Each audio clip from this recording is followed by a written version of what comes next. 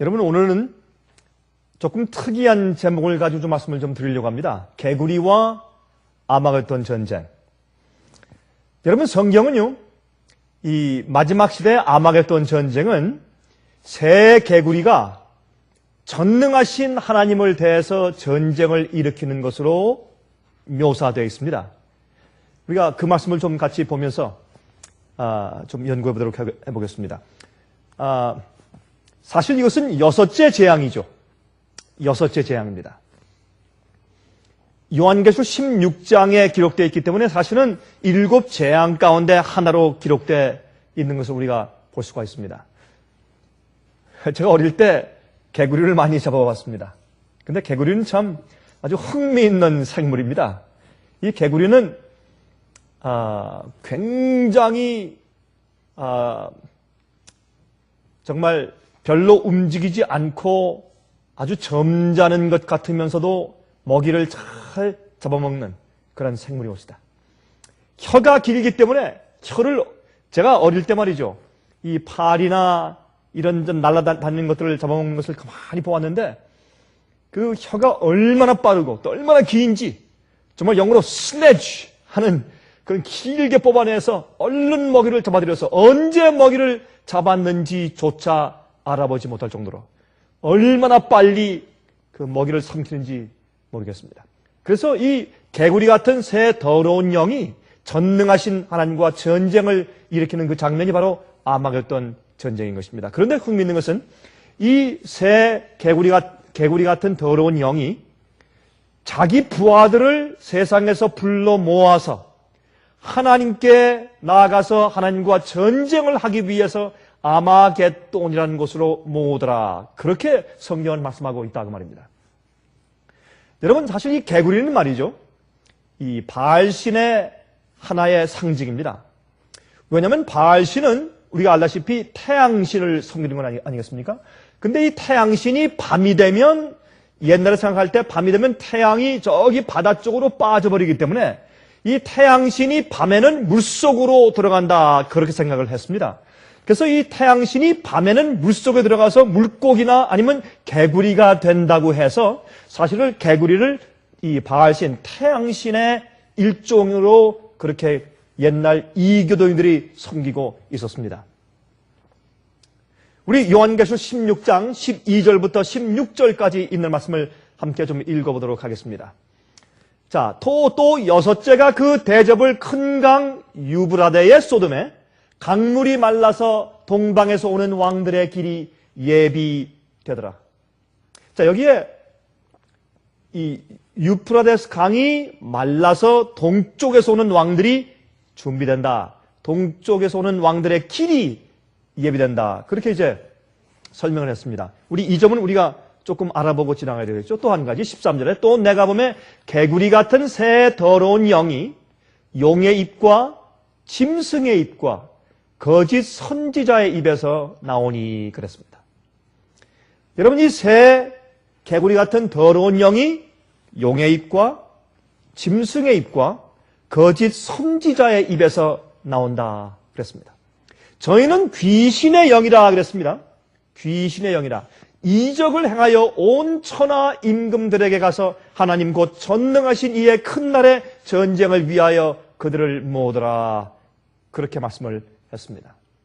여러분, 여기 이적을 행해서, 기적을 행해서 사람들을 모아오는데 이 이적은 귀신이 하는 것이라고, 마귀가 하는 것이라고 말하는 것입니다. 다시 말해서 이 개구리 같은 새 더러운 영은 귀신의 영인데 이 새 더러운 영들이 무엇을 행하는가? 기적을 행하고 사람들을 미혹해서 하나님과 싸우는 전쟁에 가는 줄도 모르고 끌려가는 그런 입장을 설명해주고 있는 것입니다.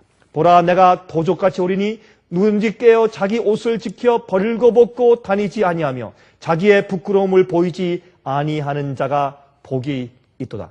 그러므로 여기는 말씀 보면 옷을 잘 입어야 돼요. 이 아마겟돈 전쟁에 속임당하지 않으려면 내가 어느 편에 서서 싸우는지 분명히 알아야 할 텐데, 내가 하나님 편에 서서 싸우는 군사가 되려면 옷을 잘 입어야 합니다. 우리가 참 입고 다니는 이런 유행옷 말고 거룩한 의의 옷, 예수님께서 주시는 옷, 우리의 죄를 사하시고 용서하시는 것뿐 아니라 예수님의 성품을 우리 마음 가운데 부어주시는, 그래서 주님의 말씀과 주님의 뜻과 주님의 계획과 또한 주님의 계명과 일치된 마음을 가지고 있는 의의 옷 말입니다. 하나님의 성품을 받은 그 의의 옷을 지키고 있어야, 그래야 우리가 이 마지막 환난을 통과할 수 있다고 설명하는 것입니다. 새 영이 히브리음으로 아마겟돈이라 하는 곳으로 왕들을 모으더라 그랬습니다. 여러분, 여기에 보니까 특별히 백성들, 온 세상 사람들 다 모으지만 특별히 왕들에 대해서 강조한 것은, 이것은 상당히 정치적인 그런 색채가 농후한 것을 여기 말하고 있는 것입니다. 여러분, 앞으로 이 세상 모든 나라들이, 왕들이, 수상들이, 대통령들이 앞으로 아마겟돈으로 이 세상에 있는 대부분의 사람들을 전능하신 하나님을 대항해서 싸우도록 그렇게 모아가는 일에 협력하게 될 것입니다. 왕들을 모은다고 했습니다. 다분히 정치적인 색채인 것입니다. 여러분, 그러므로 우리가 이제 어떻게 믿어야 하며 어떤 경험을 해야 하는가 하는 것은 마지막에 그 큰 전쟁에 있어서, 마지막에 이 세상의 마귀의 군대와 하나님과의 전쟁에 있어서, 여러분, 하나님과 대항한다고 하는 것은, 하나님께 대항한다는 것은 사실 이 땅에 있는 진리를 믿고 하나님을 올바로 믿는 백성들과 싸운다는 뜻이죠. 그러므로 이제 짐승의 우상에게 경배하지 않는 자들과 모두 짐승의 표를 받은 자들 사이에 엄청난 전쟁이 있게 될 것입니다. 그러면 우리가 어느 영에 의해서 인도 안 받고 어떠한 편에 속하게 되는가 하는 것은 지금 현재 우리가 옷 입는, 의의 옷을 입는 그런 경험 가운데 판가름 나는 것입니다. 자, 요한계시록 16장 19절에 말씀했죠. 큰 성이 세 갈래로 갈라지고, 여기 보니까 바벨론이 세 부분이죠. 아까 마지막 시대 이제 마귀가 자기 백성들을 새 개구리 같은 더러운 영으로 모은다고 했는데, 그러므로 이 바벨론을 성립하는 세 가지 부분을 말하고 있는 것입니다. 그러므로 새 개구리 같은 더러운 영은 이 바벨론을 구성하고 있는 세 가지의 부분과 기능을 설명하고 있다고 우리가 이해하면 좋겠습니다. 그래서 큰 성이 세 갈래로 갈라지고 만국의 성들도 무너지니 큰 성 바벨론은 세 가지 삼중연합으로 만들어져 있는 것을 알 수 있습니다. 하나님 앞에 기억하신 바 되어 그의 맹렬한 진노의 포도주 잔을 받으며, 다시 말해서 이 바벨론에 취하게 하는 포도주로 세상을 다 혼미케 하고 미혹하고 취하게 했습니다. 여러분, 포도주는 어떤 것입니까? 순수한, 우리가 먹으면 시원하고 우리의 양분이 되고 피가 되게 만드는 그런 정말 좋은 포도즙에다가, 순수한 포도즙에다가 물을 섞어서 놔두어서 삭히면, 발효시키면 사람을 취하게 하는 포도주가 되는 것이 아니겠습니까? 그러므로 이것은 분명히 진실되고 순수한 주님의 말씀 진리에다가 잘못된 이교나 잘못된 오류의 가르침을 혼합시켜서 사람들을 혼미케 하고 미혹되게 하고 진리를 잘 모르고 하나님을 잘 알 수 없게 만드는 그런 이제 취하게 하는 그런 오류의 가르침을 말하는 것을 알 수가 있습니다. 그래서 이렇게 이 오류로 취하게 하는 그런 진노의 포도주로, 그런 바벨론의 포도주로 사람들을 취하게 해서 먹여서 그들을 아마겟돈이라는 곳으로 전쟁하러, 누구를 대항해서요? 전능하신 하나님을 대항해서 전쟁하러 끌고 나가는 것이 바로 그것이 여섯째 재앙으로 설명되는 것입니다. 여러분, 그런데 그때 한꺼번에 하는 것보다 지금부터 이 새 개구리 같은 더러운 영이 마귀에게 속한 자들을, 아니 원래 하나님께 속해 있든지 믿지 않든지 원래 마귀에 속해 있든지 불문하고 이 땅에는 모든 사람들을 잘못된 오류로 취하게 하는 바벨론의 포도주로 계속 먹여서 취하게 해서 아마겟돈 전쟁으로 서서히 지금부터 끌고 나가고 있는 과정이 지금 물론 이루어지고 있겠죠. 자, 이 계시록은 말입니다. 이 지구의 마지막 전쟁을 개구리 같은 새 영들과 전능하신 하나님 사이의 전쟁으로 묘사하고 있습니다. 이것은 참 흥미있는 일입니다. 자, 우리 아까 읽은 말씀처럼 유프라데스 강이 마르는 일에 대해서 잠깐 생각해 보도록 하십시다.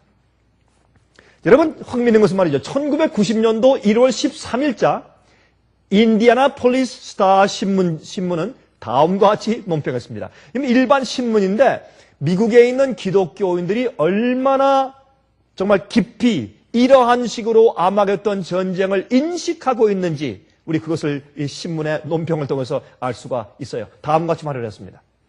터키가 1990년도입니다. 터키가 큰 댐을 짓던 공사를 드디어 마침으로 원한다면 한 달 동안 유프라데스 강물을 마르게 할 수 있게 되었다. 참 흥미있는 얘기죠. 드디어 1900년 동안 전해져 오던 예언이 무슨 예언? 바로 아마겟돈 전쟁, 요한계시록 16장에 있는 아마겟돈 전쟁 여섯째 재앙에 대해서 설명한 바로 이 예언 말이죠. 1900년 동안 전해져 내려오던 이 예언이 이루어지게 되었다. 그렇게 논평을 했습니다. 여러분, 이렇게 일반 신문이 이렇게 논평을 할 정도로 미국에 있는 기독교인들은 아마겟돈 전쟁을 실제 중동 지방에서 이루어지는 것으로 보고 있다고 말합니다. 이것은 실제로 이 히브리 말로 할 무깃도인데, 무깃도의 평야, 무깃도의 골짜기로 실제로 보아서 여러분, 그 예루살렘 서쪽에 있는 그쪽에서 앞으로 굉장한 전쟁이 마지막에 있을 것으로 예언 해석을 하고 있는 것입니다. 여러분, 이것은 보통 문제가 아닙니다. 특히 우리 화면을 통해서 보시는 분들은 이 말씀을 잘 이해하셔야 합니다. 이것은 보통 이슈가 아닙니다. 여러분, 여기에서 앉아서 제 말씀을 들으신 여러분들에게는 큰 이슈가 아닐지 모르지만 이것은 오늘날 기독교에서 보통 이슈가 아니에요. 굉장한 이슈입니다. 이 잘못된 이슈 때문에, 다시 말해서 마지막 시대 이스라엘은 영적인 이스라엘이고 마지막 하나님의 교회로서 마지막 남은 무리인 것을 인식하지 못하고, 지금도 마지막 시대 이스라엘 백성과 마지막 주께서 인도하시는 남은 무리는 저기에 중동 지방에 있는 이스라엘 나라인 것으로 인식하는 것입니다. 여러분, 그래서 아마겟돈 그 실제 지역에서 전쟁이 일어날 것으로 이것을 푸는 것입니다. 그래서 이 러시아와 이 중국이 동방에서 이제 쳐들어와가지고 어떻게 해요? 유프라데스 강이 마르면서 마치 홍해를 이스라엘 백성들이 걷는 것처럼, 그들이 마른 땅처럼 유프라데스 강을 건너와서 중동 지방에 와서 이스라엘 나라를 갖다 하나님 백성들을 친다고 하는 것입니다.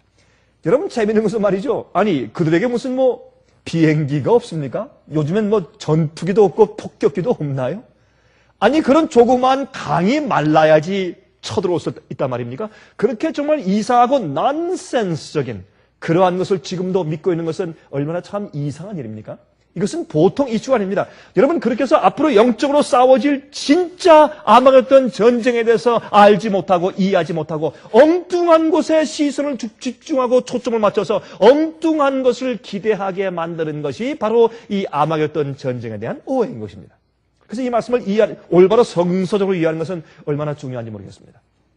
자, 구약의 성경에 기록된 유프라데스 강이 말이죠. 마르는 사건이 과연 무엇일까요?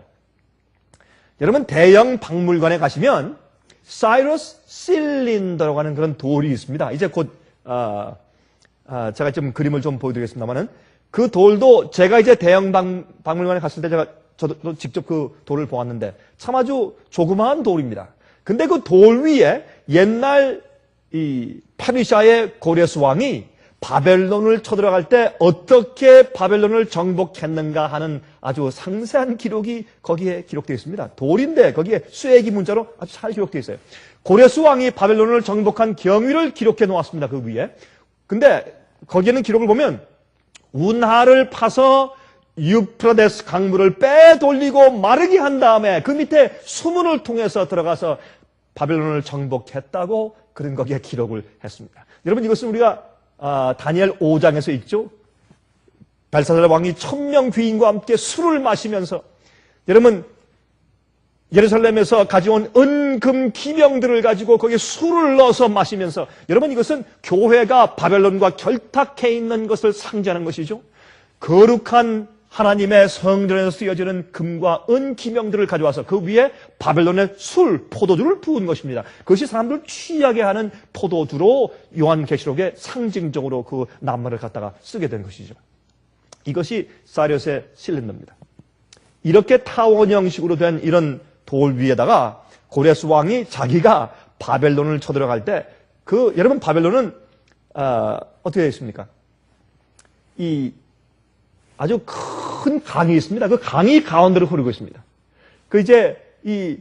유프라데스 강이 지금은 뭐 사실 뭐 조그만 강이지만 참 그때는 꽤 큰 강으로 인식되었던 모양이죠. 그 강 바로 위에다가 이렇게 멋있는 도성을 지었습니다. 그런데 이건 난공불락의 성이었어요. 그 성벽이 얼마나 넓고 잘 되어 있는지 그 위에 쌍두마차 2대가 달릴 수 있을 정도로 넓고 높은 성벽을 그렇게 지어놓고 또한 그 안에 양식들이 풍부하기 때문에 어떤 외적이 침입해 오면은 7년 동안 그들이 먹을 양식이 있었다고 큰 소리를 쳤습니다. 그러므로 어떤 나라도 와서 그 성을 정복하기에 거의 불가능한 그런 난공불락의 성이었다고 이제 역사는 적고 있습니다. 근데 그 밑에 흐르는 유프라데스 강을 저 위에 상류서부터 운알 파가지고 서서히 물을 빼 돌렸다고 하는 것입니다. 또한 전설에 의하면 고레스 왕의 흰 말이 그 물속에 빠져 죽었다는 그런 전설도 있습니다. 그래서 화가 나서 운알 팠다는 얘기도 있지만 어찌됐든 하여튼 운알 파가지고 그 강을 옆으로 살짝 빼돌린 다음에 갑자기 말라버린 그 강바닥으로 군대가 밤에 쳐들어와서 그 성을 정복했다는 사실을 그 이제 사이러스 실랜더에 잘 기록해 두었단 말입니다. 이것이 구약 시대에 있었던 유프라데스 강이 마르는 사건이었습니다. 자, 그것을 이 마지막 시대에 와서 그것을 영적으로 적용시킨 것이죠. 그것을 상징적으로 적용시킨 것이죠. 그것을 다시 또 실제적으로 적용시키는 것은 얼마나 난센스인지를 모르겠습니다. 자, 예레미야 51장 6절부터 8절까지 보시면 다음과 같이 말씀되어 있습니다. 바벨론 가운데서 도망하여 나와서 각기 생명을 구원하고 그의 죄악으로 인하여 끊침을 보지 말지어다. 이는 여호와의 보수의 때리 그에게 보복하시리라. 바벨론은 여호와의 수중에 온 세계로 취케하는 금잔이라. 여러분 요한계시록 17장 보시면 이 바벨론이 손에 금잔을 들었는데 그 금잔에 있는 포도주로 온 세상을 취하게 만든다고 그렇게 설명되어 있습니다. 그러므로 이것은 다 구약 성경에 있는 실제로 있었던 사건들을 그 상징을 가져다가 영적인 앞으로 있을 전쟁들을 상징해서 설명하기 위해서 사용된 것을 우리가 알아야 할 것입니다. 열방이 그 포도주를 마시고 인하여 미쳤도다. 바벨론이 졸지에 넘어져 파멸되니 이로 인하여 울라. 그 창상을 인하여 유황을 구하라. 혹 나으리로다. 이렇게 해서 바벨론에서 나오라고 말합니다. 내 백성아 거기서 나와 그 죄에 참여하지 말고 하는 요한계시록 18장에 있는 얘기는 예레미야 51장에는 이야기를 가지고 영적인 그런 입장에서 재적용을 시켜 주시는 것이지요. 여러분 이것은 누구 보고 나오라는 것입니까? 유대인들이 너무 완악하고 하나님의 계명을 어기고 범죄했기 때문에 하나님께서 그들에게 어떻게 해요? 바벨론이 쳐들어와서 예루살렘을 멸망하게 허용하시고 그들이 다 노예가 되어서 잡혀갔습니다. 잡혀갔는데 주님께서 약속하신 것처럼 70년이 찬 다음에 이제 그들이 포로에서 돌아오는 경험을 하는 것입니다. 그때 바벨론에서 도망하여 나오라. 왜? 이제 곧 나라가 망하니까 라는 그런 경고의 말씀을 해주신 것이죠. 예레미야 51장 13절 많은 물가에 거하여 재물이 많은 자여 내 탐남의 한정 내 결국이 이르렀도다 그랬습니다. 그러므로 바벨론은 많은 물가에 앉아있는 재물이 많은 그런 자라고 그 당시에도 이렇게 설명이 되어 있습니다. 마지막 시대는 여러분 요한계시록 17장에 가서 보면 거기에 이제 이 물은 음녀가 앉아있는 물은 많은 백성과 사람들인 것을 거기에 이제 설명해 놓았습니다. 자, 요한계시록 17장 1절부터 5절까지 보십시다. 또 7 대접을 가진 7 천사 중 하나가 와서 내게 말하여 가로되 이리 오라. 많은 물 위에 앉은 큰 음녀에 받을 심판을 내게 보일 것이라.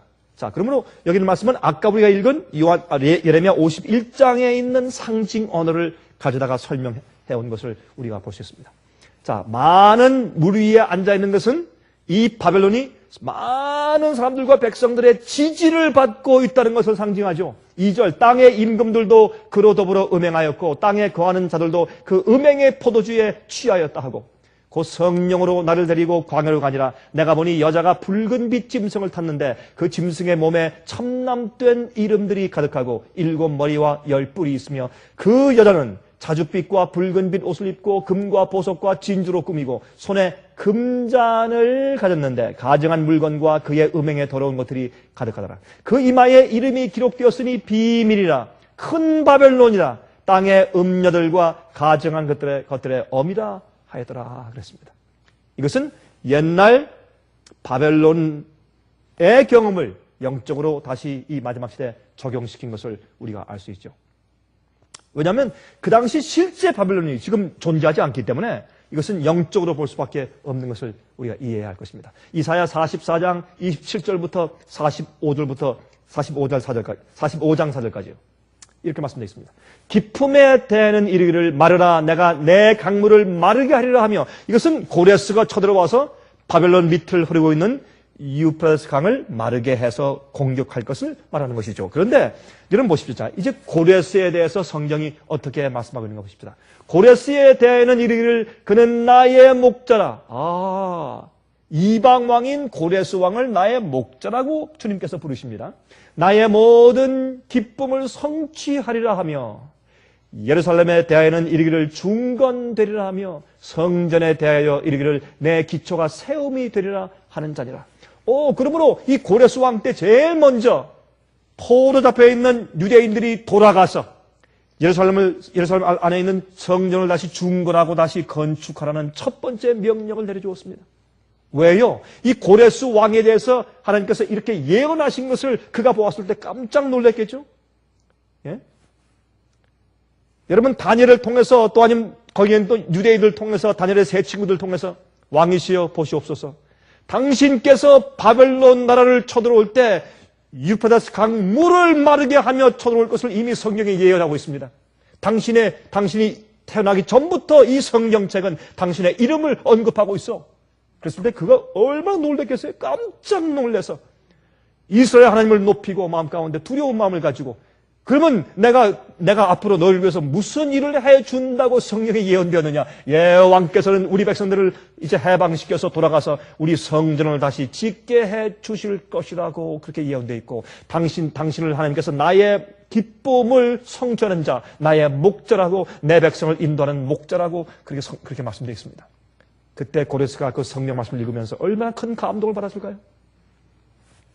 나 여호와는 45장 1절 나 여호와는 나의 기름받은 고레스의 오른손을 잡고 열국으로 그 앞에 항복하게 하며 열왕의 허리를 풀며 성문을 그 앞에 열어서 닫지 못하게 하리라. 내가 고레스에게 이르기를 내가 내 앞서가서 험한 곳을 평탄케 하며 논문을 쳐서 부수며 쇠빗장을 꺾고 내게 흑암 중에 보화와 은밀한 곳에 숨은 재물을 주어서 너를 지명하여 부른 자가 나 여호와 이스라엘의 하나님인 줄 알게 하리라. 하나님께서 그를 사용하실 것을 성경에 예언해 둔 것을 그가 읽었습니다. 내가 나의 종 야곱, 나의 택한 이스라엘을 위하여 너를 지명하여 불렀나니, 내가 너를 바벨론을 이기게 한 이유는 너의 영광보다 나의 영광을 위해서 내 백성을 해방시키고 나의 회파된 내 성전을 다시 짓게 하기 위해서 내가 너를 택했다라는 그런 예언을 이사야서에 이미 이렇게 기록해 두었을 때, 그때 고레스가 얼마나 놀랐을까요? 얼마나 깊은 감동을 받았을까요? 너는 나를 알지 못하였을지라도 나는 내게 칭호를 주었노라. 이미 고레스가 태어나기 전부터 고레스다 라고 이렇게 성경이 기록해 두었단 말입니다. 이것은 고고학적으로 증명이 되는 것입니다. 자, 그래서 요한계시록 16장 12절부터 16절까지 있는 말씀이, 그래서 우리 이러한 역사적인 배경 때문에 우리가 이해할 수 있게 되는 것입니다. 또 여섯째가 그 대접을 큰 강 유프라데의 소돔에 강물이 말라서 동방에서 오는 왕들의 길이 예비되더라. 여러분, 이 동방에서 오는 왕은 누굽니까? 그 당시에 동방에서 오는 왕은 고레스였습니다. 여러분, 첫 번째 실제적으로 유프라데스 강이 말랐을 때는 동방에서 주의 백성들을 해방시키고 건져내기 위해서 오는 왕은 동쪽에서 페르시 나라에서 오는 고레스 왕이었습니다. 그런데 이 사건이 마지막 시대 가서 다시 영적으로 재현되는데 어떻게 해요? 바벨론 세력이, 타락한 교회의 세력이, 바벨론 세력이, 음녀의 세력이, 여러분 교회는 여자 아닙니까? 그러나 타락한 여자가 음녀 아닙니까? 정절을 지키지 않은 창렬 말하는 것입니다. 그러므로 여러분 이 음녀가 앉아있는 많은 백성들과 사람들의 지지이기 때문에 많은 사람들의 지지가 말라버리는 것입니다. 왜요? 여러분 이것은 여섯째 재앙입니다. 여러분 다섯째 재앙은 무엇입니까? 짐승의 보좌 위에 암흑 재앙이 생기는 것입니다. 넷째 재앙은 무엇입니까? 태양이 사람들을 태워 죽이는 것입니다.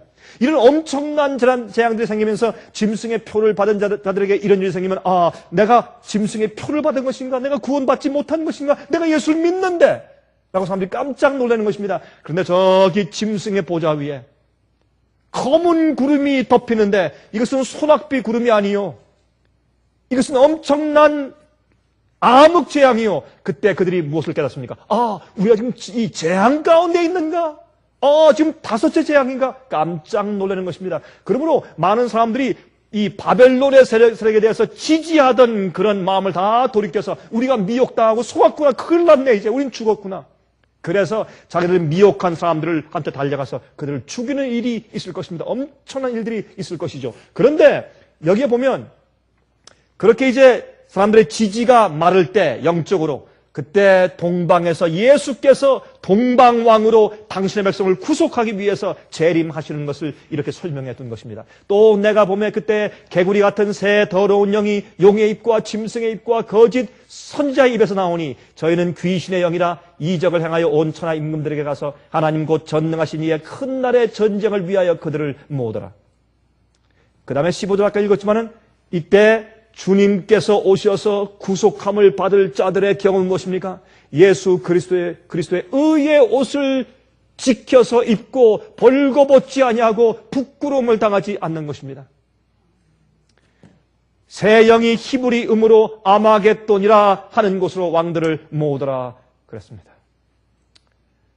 자, 이사야 46장 11절 보십시오. 내가 동방에서 독수리를 부르며 먼 나라에서 나의 모략을 이룰 사람을 부를 것이라. 내가 말하였은즉 정령 이룰 것이요 경영하였은즉 정령 행하리라. 바로 이 예언은 고레스가 동방에서 올 것에 대한 예언입니다. 그러므로 성경은 아주 분명해요. 그 당시에 첫 번째 실제적으로 유프라데스 강이 말랐을 때는 동방에서 오는 왕이 누굽니까? 고레스 왕이에요. 두 번째는 영적으로 바벨론의 지지 세력이 없어진 다음에 동쪽에서 주의 백성들을 핍박받고 있는 죽임당할 직전에 있는 주의 백성들을 정말 구속하러 건져주려고 속히 오시는 구름 타고 영광으로 오시는 예수님의 재림을 동쪽에서 오는 예수님의 재림을 상징하는 것입니다. 그래서 요한계시록 7장 어떻게 했습니까? 해가 뜨는 곳에서 누가 올라옵니까? 한 천사가 올라오는데 무엇을 가지고 있어요? 살아계신 하나님의 인을 가지고 있어요. 그리고 예수께서는 어떻게 인치시는 것도 동쪽에서 오고 예수께서 재림하실 때 동편에서 온다고 그렇게 말하고 있는 것입니다. 마태복음 24장에 예수께서 말씀하기를 인자가 올 때는 동편에서 서편까지 번개가 번쩍임처럼 온다고 말씀했어요. 예수께서 재림하시고 우리를 구원하기 위해서 오시는 그런 방향은 동쪽인 것입니다. 그래서 예수님은 우리의 동방왕이에요. 동방왕입니다. 자, 그러면 고레스의 뜻은 무슨 뜻인가? 고레스 왕의 뜻은 태양이라는 뜻입니다. 태양. 동방에서 오는 왕들, 요한계시록 19장 13절부터 16절 보십시오. 예수님의 재림을 이렇게 설명했습니다. 또 그가 피 뿌린 옷을 입었는데 그 이름은 하나님의 말씀이라 칭하더라. 하나님의 말씀, 로고스. 그렇죠? 태초에 말씀이 계시니라. 어디에요? 요한복음 1장 1절에. 예수님은 여기도 말씀이라고 되어 있어요. 예수님께서 피 뿌린 옷을 입었다는 하는 것은 이제는 어떻게 해요? 예수님께서 이제 복수하기 위해서 당신의 백성을 구원하고 심판하기 위해서 피 뿌린 옷인 이제 그런 붉은 옷을 입고 오시는 것을 여기에 상징으로 표현했습니다. 14절 하늘에 있는 군대들이 희고 깨끗한 세마포를 입고 백마를 타고 그를 따르더라. 그러므로 동방 왕들이 오는 것입니다. 동쪽에서 주의 백성을 구속하기 위해서 어떻게 해요? 유프라데스 강물이 마를 때 이것은 그 강물은 물은 많은 사람들과 많은 백성들이라고 이미 요한계시록 17장에 해석해 놓았거든요. 그러므로 예수께서 많은 천사들을 데리고 이 땅에 오시는 것을 동방 왕들이 오는 것으로 그렇게 설명되어 있는 것입니다. 15절 그의 입에서 이한 검이 나오니 그것으로 만국을 치겠고 친히 저희를 철장으로 다스리며 또 친히 하나님 곧 전능하신 이의 맹렬한 진노의 포도주 틀을 밟겠고 그래서 피 뿌린 옷을 입고 오신다고 말씀하는 것입니다. 여러분이시여 예수 그리스도의 그 심판날에 우리가 빠지지 않기 위해서 우리가 똑바로 올바른 옷을 지켜 입고 있어야 합니다. 벌거벗은 수치를 우리가 드러내서 안 될 것입니다. 그것은 우리 영적인 경험이고 의의 경험을 말하는 것입니다. 그 옷과 그 다리에 보세요. 이름 쓴 것이 있으니 만왕의 왕이요 만주의 주라 하였더라. 그러므로 여기에 예수님은 만왕의 왕으로서 동쪽에서 오는 동방왕으로서 오시고 또 그 주위에 백말 타고 모든 천천만만 천사가 따라오니까 동방왕들의 오른 길을 유프라테스 강이 마르면서 예비하더라고. 그렇게 이 아마겟돈 전쟁의 여섯째 재앙에 그렇게 성경에 묘사하고 있다고 말합니다. 자, 여러분, 개구리 같은 재앙은요, 출애굽 시에 내린 세 번째 재앙이죠. 그렇죠? 이스라엘 백성들을 주님께서 이제 출애굽 시키실 때 10재앙 가운데 세 번째 재앙이죠. 여러분 보십시오. 첫 번째 재앙은 무엇이었습니까? 나일강을 피가 되게 한 것입니다. 두 번째 재앙은 하수와 운물과 모든 샘들과 모든 물들을 다 피가 되게 한 것이 두 번째 재앙입니다. 여러분 참 흥미있는 것은 마지막 시대 7재앙이 있죠. 7재앙도 마찬가지예요. 첫 번째 재앙은 무엇입니까? 바다가 피가 돼요. 두 번째 재앙은요, 모든 물들의 근원들과 하수가 다 피가 돼요. 똑같은 경험입니다. 아, 참 흥미있는 얘기죠. 이것은 실제로 이제 앞으로 그런 일들이 생길 것을 이제 볼 수 있는 것입니다. 첫 번째는 나일강이 피가 되었고, 두 번째는 모든 물들이 피가 되었고, 세 번째는 개구리들이 모든 물들에서 올라와 애굽 온 땅을 덮었습니다. 여기에 있는 이 실제적인 사건을 마지막 시대에 적용시켜서 이 새 개구리 같은 더러운 영들이 올라와서 사람들을 미혹한다고 했습니다. 여러분, 개구리 같은 개구리가 올라와서 그 당시 온 애굽에 전부 다 그렇게 퍼져서 있으니 얼마나 악취가 나고 힘들었겠습니까? 한두 마리가 아닙니다. 수백만, 수천만 마리가 올라와서 그 온 땅에 퍼져 있었습니다. 마찬가지로 오늘날 말이죠. 오늘날 이 세상에 믿는 사람들에게, 믿지 않는 사람들에게, 이교인들에게, 기독교인들에게 거짓 오류를 가지고, 여러분 점잖게 앉아있지만 옆에 지나가는 이 먹이를 놓칠 법이 없어요. 가만히 점잖게 앉아가지고 있단 말이죠. 혀를 착 내밀어서 탁탁 잡아먹는 것입니다. 이것은 가르침이에요. 혀로 잡는 것입니다. 혀로, 가르침으로 잘못된 오류로 자기의 먹이를 잡아먹는 그것을 표현한 것입니다. 자, 마지막 시대 거짓 가르침이 개구리처럼 온 세상에 퍼지는 것을 상징하기 위해서 개구리 같은 새 더러운 영이라고 이렇게 설명했다고 말합니다. 여러분, 자, 그런데 어디서 나옵니까? 이 개구리 같은 새 더러운 영이 용과 짐승과 거짓 선자의 입에서, 용의 입에서, 두 번째 짐승의 입에서, 세 번째 거짓 선지자의 입에서 나온 개구리 같은 새 더러운 영들은 귀신의 영이라고 말했습니다. 사람들 미혹하는 귀신의 영이라고 이렇게 설명을 한 것을 볼 수 있습니다. 여러분, 사탄이 하나님과의 전쟁을 위하여서 자기 백성들을 온 세상에서 모으는 일을 하는 영들이죠. 그렇죠? 그런데 세 가지 부분으로 이렇게 이제 역사하는데, 잘못된 오류의 가르침으로 사람들을 속여서 이제 끌고 오는 것을 의미합니다. 자, 그러면 여기에 용의 입과 짐승의 입과 거짓 선지자의 입에서 이 개구리 같은 새 더러운 영이 나와서 사람들을 미혹해서 아마겟돈이라는 곳으로 끌고 간다. 그렇게 설명되어 있기 때문에 이게 마귀 역사인데, 마귀 역사 가운데 이 바벨론을 형성하는 세 가지 부분이 있어요. 근데 용과 짐승의 세력과 거짓 선자의 세력이에요. 자, 보십시다. 여러분, 이 용과 짐승과 거짓 선자에 대한 이런 설명은 16장에 있기 때문에 12장으로 거슬러 가야 합니다. 12장부터 용과 짐승과 거짓 선자의 정체가 그때부터 이미 묘사되고 이미 다 폭로되고 다 펼쳐져 있어요. 그래서 거기에 이미 설명되어 있는 그 묘사를 가지고 용의 입에서, 짐승의 입에서, 또한 거짓 선자의 입에서 그렇게 지금 여기에 설명을 하고 있다고 말입니다. 요한계시록 13장을 보시면 바다에서 올라오는 짐승이 있죠. 그 짐승을 이렇게 표현했습니다. 요한계시록 13장 1절부터 5절까지. 내가 보니 바다에서 한 짐승이 나오는데 뿔이 열이요 머리가 7이라 그 뿔에는 10면류관이 있고 그 머리들에는 참남된 이름들이 있더라. 아, 참남된 이름이기 때문에 이것은 종교 색채를 띠고 있는 그런 세력인 것입니다. 내가 본 짐승은 표범과 비슷하고 그 발은 곰의 발 같고 그 입은 사자의 입 같은데 용이 자기의 능력과 보좌와 큰 권세를 그에게 주었더라. 아, 여기 용이 나오지 않습니까? 용이 바다에서 올라온 이상한 짐승. 몸은 표범 같고 발은 곰 같고 머리는 사자 같고, 그렇죠? 거기에 머리가 7이고 또 뿔이 10개 나 있고, 이러한 짐승에게 용이 자기의 능력과 보좌와 큰 권세를 줍니다.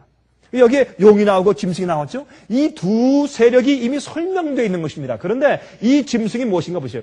그의 머리 하나가 상하여 죽게 된 것 같더니 그 죽게 되었던 상처가 나오매 온 땅이 이상히 여겨 짐승을 따르고, 이것은 다름 아닌 교황권인 것입니다. 그렇죠? 여러분, 여기 7머리는 다니엘과 요한계시록을 볼 때 특별히 이 짐승으로 이 제국들, 나라들의 흥망성쇠를 예언했을 때 그 머리들이 설명되어 있습니다. 제일 처음에 바벨론은 사자, 독수리의 날개 가진 사자, 그러므로 머리가 하나입니다. 그 다음에 곰으로 상징된 페르시아, 머리가 하나입니다.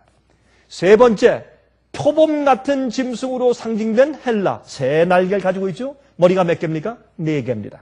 또 무서운 용 같은 짐승인 로마, 머리가 하나입니다. 근데 거기에 뿔이 10개가 있습니다. 그래서 로마 나라 이후에 또 다른 제국이 올 것이 아니라 로마 나라가 열국으로 내분해서 갈라짐으로 열국이 되어가는 모습을 그렇게 예언한 것을 우리가 알 수 있는 것이죠. 그러므로 여러분, 바벨론 하나, 메데페르시아 하나, 헬라 4개, 로마 하나. 그래서 7머리가 있고 또 로마 나라가 10나라로 열국으로 갈라졌기 때문에 10뿔이 있는 것이죠. 자, 그렇게 해서 그 가운데는 무엇이 있습니까? 10뿔이 갈라진 다음에 작은 뿔이 올라와요. 그것은 작은 뿔인 교황권에 올라오는 것을 요한계시록 7장과 다니엘 7장과 8장에 너무 잘 설명되어 있습니다. 그것이 반복돼서 설명되어 있는 것이 요한계시록 13장이죠. 어떻게 할 수 있습니까? 거기에 42달 얘기가 나오고 1260일 동안 주의 백성들을 핍박한다는 얘기가 나옵니다. 그러면 그것은 다른 세력에 적용시킬 수가 없어요. 너무나 정확하게 그것은 교황권을 의미하는 것입니다. 그래서 교황권이 1260년 동안 한때, 두때, 반때, 42달, 1260년 동안 다스리다가 그 1260년의 맨 마지막 기간인 1798년도에 버티어 장군에게 칼에 죽습니다. 그렇죠? 피우스 6세를 붙잡아다가 말에 태워서 포박해서 불란서로 끌고 가서 거기에 감옥 속에 넣은 다음에 거기서 그 교황이 죽었죠. 그런 다음에 사실 불란서의 칼에 죽은 것입니다. 그러므로 이것을 보면 한 죽게 되었던 상처가 나중에 나아서 온 땅이 따른다. 너무나 분명한 성취죠. 지금 오늘날 이 세상에 온 세상이 존경을 따르는 교황권의 부활을 지금 보는 것입니다. 용이 짐승에게 권세를 주므로, 그래서 용이 짐승에게 권세를 주므로 용에게 경배하며 짐승에게 경배하여 가로되 누가 이 짐승과 같으뇨 누가 능히 이로 더불어 싸우리요 하더라. 또 짐승이 큰 말과 참남된 말하는 입을 받고 또 42달 일할 권세를 받으니라. 이렇게 해서 과거에 이 짐승의 세력이 42달 동안 무엇을 했던 짐승인지에 대해서 설명을 하고 있는 것이죠. 너무 분명한 것입니다. 그런데 여기 용이 짐승에게 권세를 주었습니다. 그렇죠? 근데 요한계시록 12장 9절 보십시오. 큰 용이 내어 쫓기니 어디에서? 하늘에서 옛뱀 곧 마귀라고도 하고 사탄이라고도 하는 온 천하를 꾀는 자라 땅으로 내어 쫓기 그의 사자들도 저와 함께 내어 쫓기니라. 여러분, 성경은 요한계시록 12장에 용은 마귀 세력이라고 딱 아주 못 박아서 말해 놓았어요. 그 다음에 짐승은 13장에 나오는 짐승은 무엇입니까? 교황권이라고 설명해 놓았단 말입니다. 우리가 오해하거나 다르게 해석할 필요가 전혀 없는 것을 알 수 있어요. 자, 그래서 용의 입에서 나오는 개구리 같은 영이란 무엇을 말하는가 하면 용은 마귀라고 설명되어 있기 때문에 마귀 사탄은 사탄의 영들이 직접 역사하는 일들로 사람들에게 와서 미혹하고 속이는 것을 말하는 것입니다. 어떻게 설명할 수 있습니까? 성모 마리아의 계시, 여러분 아십니까? 지금 우리가 살고 있는 이 조지아주에 우리가 있는 이곳에서 1시간도 떨어지지 않은 곳에 마리아가 1년에 한 번씩 계속 나타나는 걸 아십니까? 여기 농장이 있어요.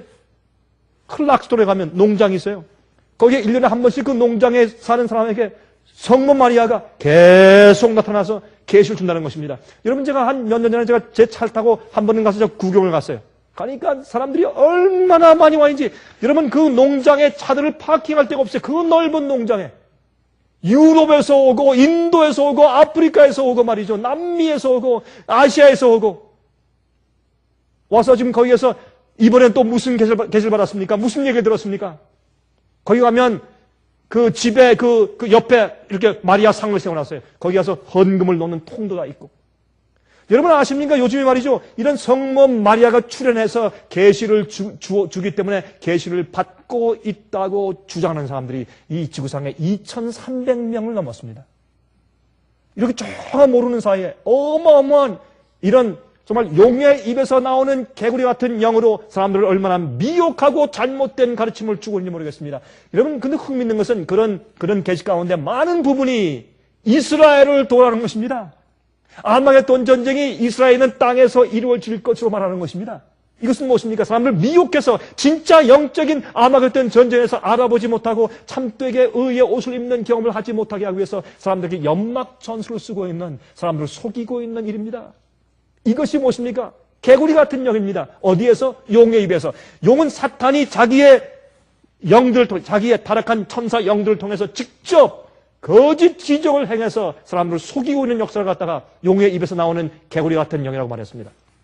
죽은 영들과 교통하는 거, 강신술, 그렇죠?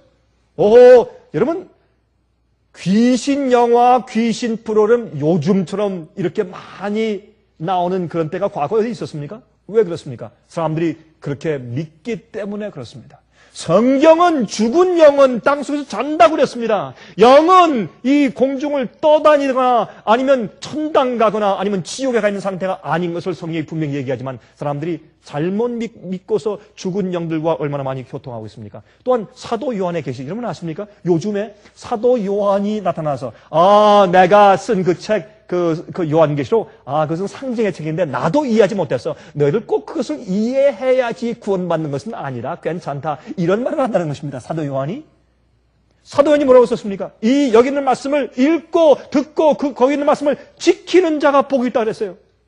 여러분, 요즘에 사람들을 미혹하기 위해서 얼마나 엉뚱한 일들이 많이 생기는지 모르겠습니다. 또한 교회 안에서 생기는 거짓 기적들, 마귀는 거짓 이적들을 통해서 자기 백성들을 모아서 준비시켜서 아마겟돈 전쟁으로 끌고 간다고 성경은 말하는 것입니다. 또한 거짓 방언들, 힌두교의 기적들, 얼마 전에 또 생겼죠. 한 마을에서 말이죠. 힌두교회가 숭배하는 이 코끼리죠, 코끼리. 코끼리 상 앞에 말이죠. 가서 우유잔을 가지고 가서 숟갈을 퍼가지고 이렇게 주면 그 코끼리를 훅 들이마시는 것입니다.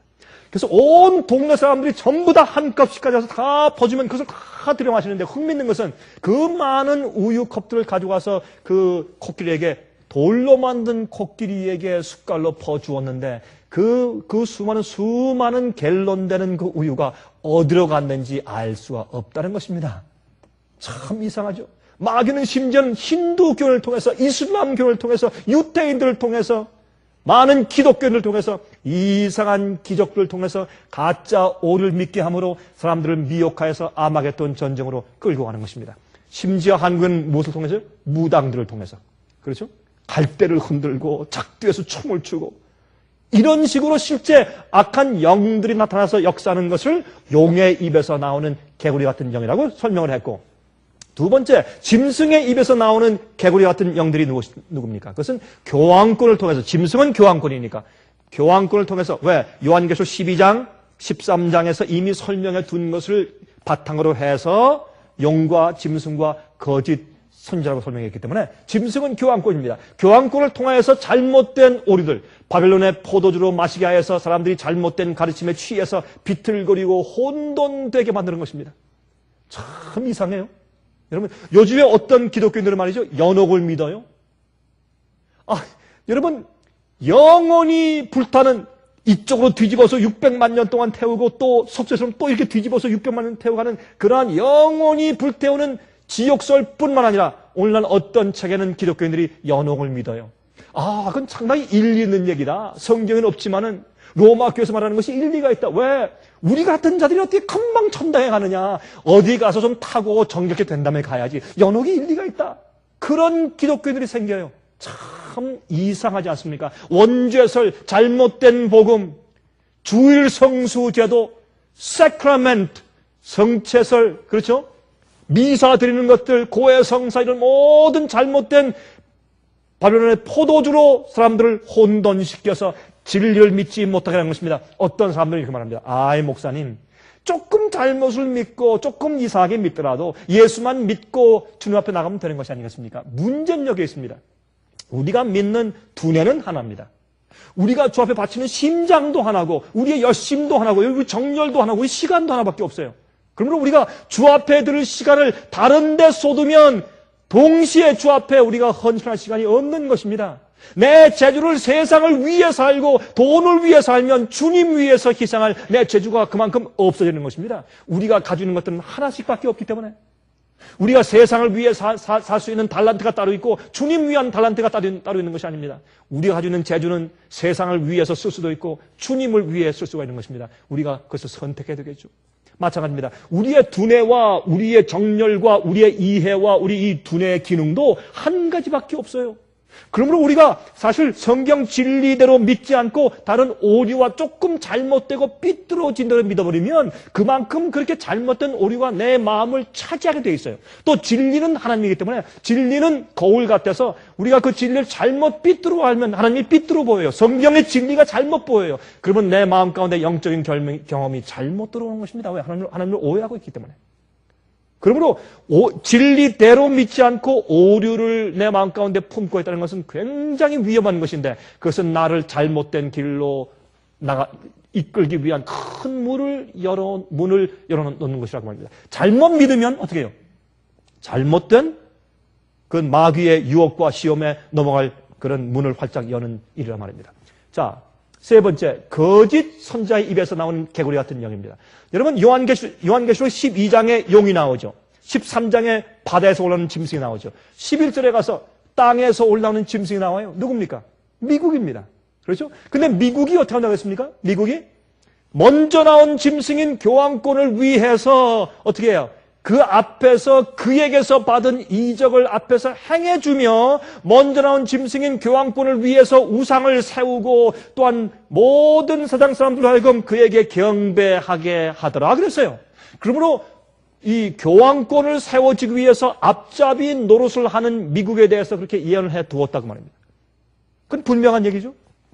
그러므로 어떻게 해요? 이적을 행하며 사실 이 기적 방언하는 것들, 잘못된 방언, 잘못된 거짓 기적들 이런 모든 것들은 옛날부터 로마 캐톨릭 교회에 이미 존재해 온 것들입니다.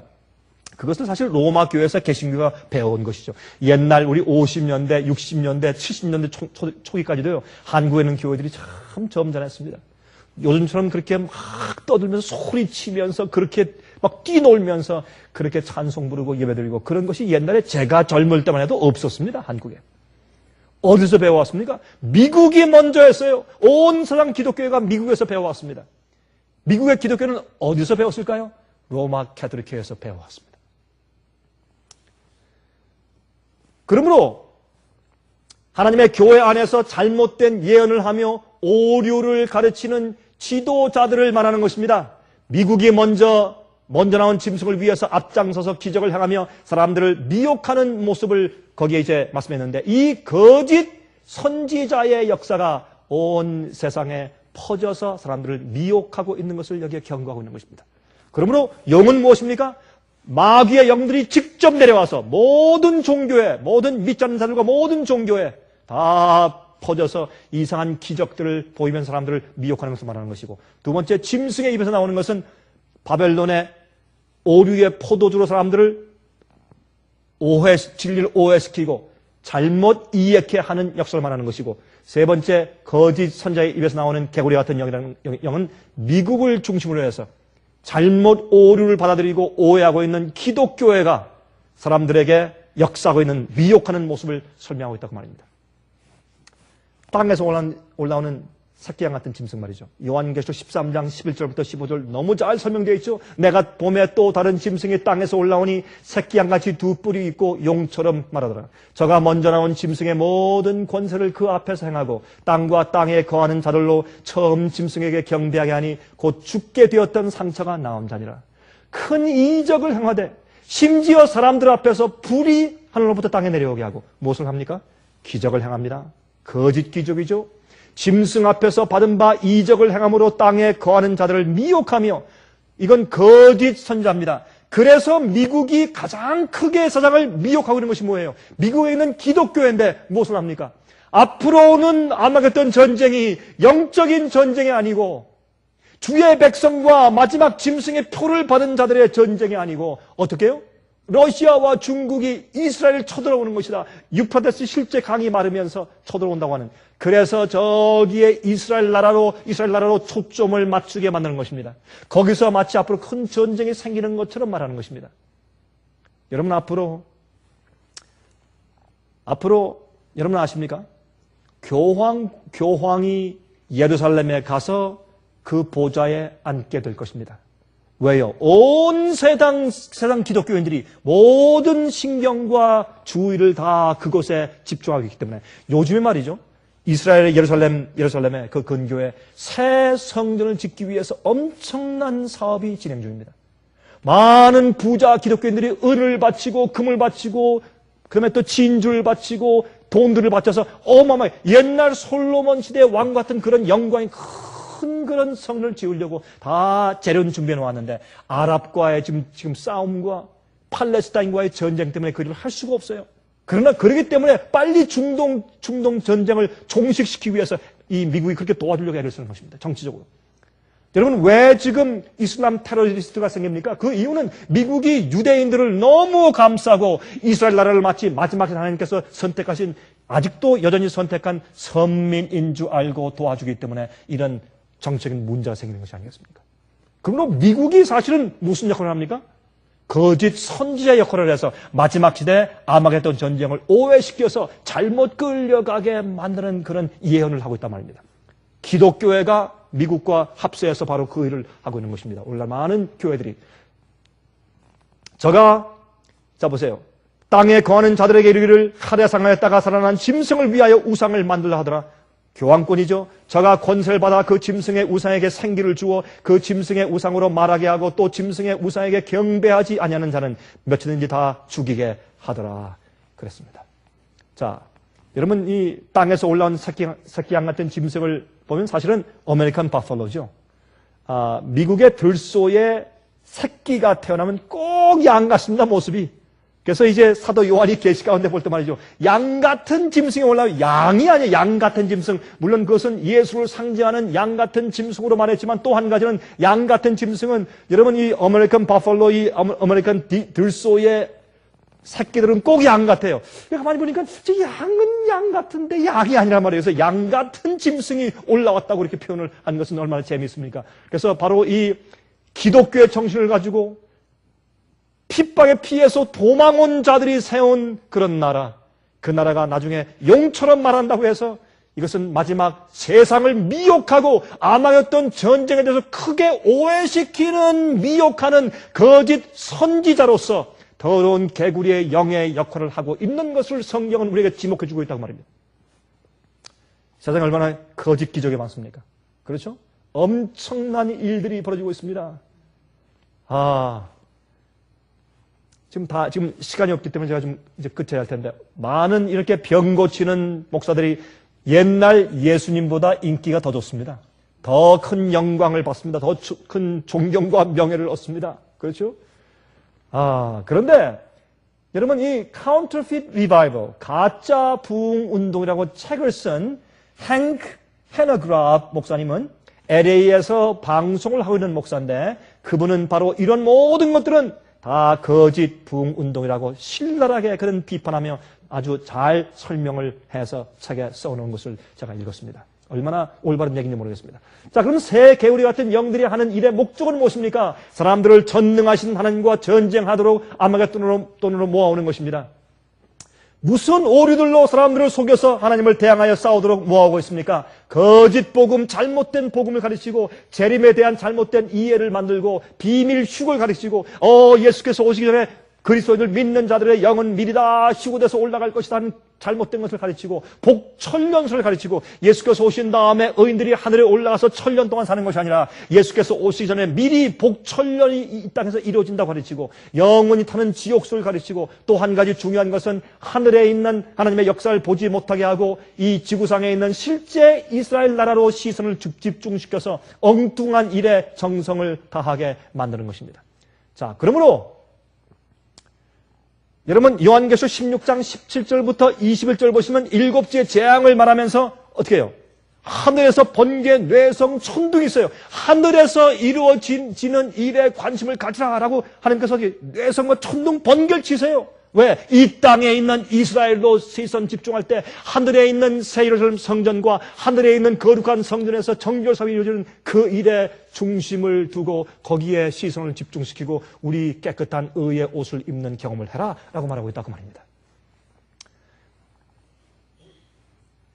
사람들은 지금 이 세상에서 이스라엘 나라에서 새로운 성전을 짓기 위해서 정신을 팔고 있어요. 그러나 우리는 하늘 시온산 성전에 올라가는 일을 위해서 준비하고 있어야 합니다.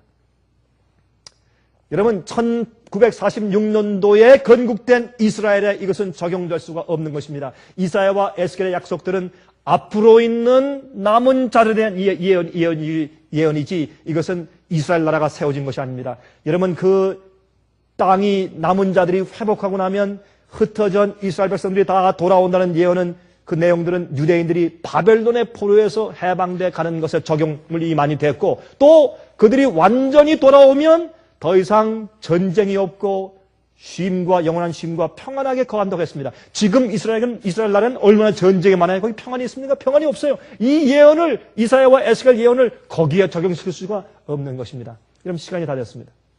시간이 다 끝났죠? 자, 이제 끝마쳐야 되겠습니다. 그러므로 지금은 아마겟돈 전쟁으로 사람들을 모아오는 것인데 아마겟돈, 무기또, 할은 산이라는 뜻이고 무기또는 slaughter, 사람을 살육하고 죽인다는 뜻이에요. 사람들을 살육하고 죽이는 곳이에요. 특별히 무기또는 예루살렘의 서쪽에 위치한 평야인데 거기에 전쟁이 많던 지역에 많은 사람들이 죽은 지역이에요. 근데 무기또 평야에서 북쪽으로 보면 거기 뭐가 있습니까? 갈멜산이 있습니다. 여러분이시요, 갈멜산에서 하나님께서 누가 주의 참 백성이고 누가 참 신인가라는 것을 주님께서 보여주신 것이 갈멜산이에요. 여기에서 바알신 선지자들이 다 죽었죠. 다 죽는 그런 살육하는 일들이 있었습니다. 그런 일이 앞으로 영적으로 온 세상에서 일어날 것인데 그것이 아마겟돈 전쟁인 것입니다. 지금은 그래서 우리가 정말 아마겟돈 전쟁에서 살아남고 주의 편에 속할 수 있는 그런 사람들이 되어야 할 텐데 보세요. 여기 어떤 말이 있습니까? 15절. 보라 내가 도적같이 오리니 누구든지 깨어 자기 옷을 지켜 벌거벗고 다니지 아니하며 자기의 부끄러움을 보이지 아니하는 자가 복이 있다. 지금은 의의 옷을 입을 때입니다.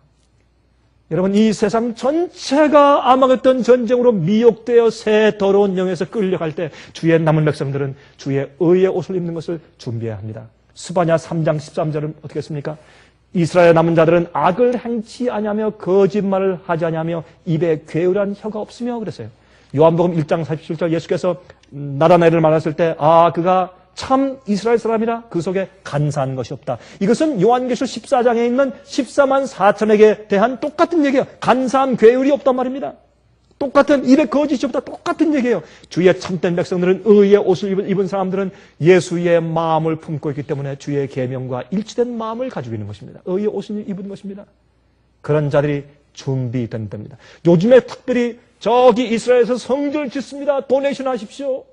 빨리 저 나라의 팔레스타인과 전쟁과 문제를 빨리 종식시키고 이스라엘 나라를 안전케 해야 합니다. 그리고 성전을 지어야 합니다. 거기서 10조만 4천이 나옵니다. 마지막 사건이 이루어집니다. 라고 해서 모든 기독교인들의 모든 정신을 그쪽으로 팔게 되는 이런 예언 해석들을 들으면서 점점 더 심해지는 걸 들으면서 이제 정말 영적으로 아마겟돈 전쟁을 위해서 의의 옷을 입을 때가 되었다. 하는 것을 우리가 상기하게 되는 것입니다. 주님의 크신 축복 가운데서 여러분 이런 미혹에 빠지지 않고 참된 그리스도의 의의 옷을 입게 되시기를 간절하게 바랍니다. 은혜 많이 받으셨습니까? 지금까지 들으신 이 생애빛 예배 설교는 간절한 마음으로 진리를 찾는 분들과 정직한 양심으로 말씀을 받아들이고 언제나 진실이 무엇인지를 생각하는 그리스도인들을 위한 말씀입니다. 주변 가족들이나 친지들 중에 말씀을 사모하고 순결한 신앙을 갖기 소원하는 분들이 계시면 저희 생애빛 예배 설교 테이프를 소개해 주시기 바랍니다. 매주 원하시는 분들의 가정으로 직접 배달되는 생애빛 예배 설교는 개인의 신앙 부흥이나 소규모 그룹 예배를 위하여 비디오와 오디오 카세트 테이프, DVD, CD로 제작되었습니다. 생애빛 예배 설교 테이프를 원하시는 분들은 1-877-704-1004번으로 전화하여 신청하시면 됩니다.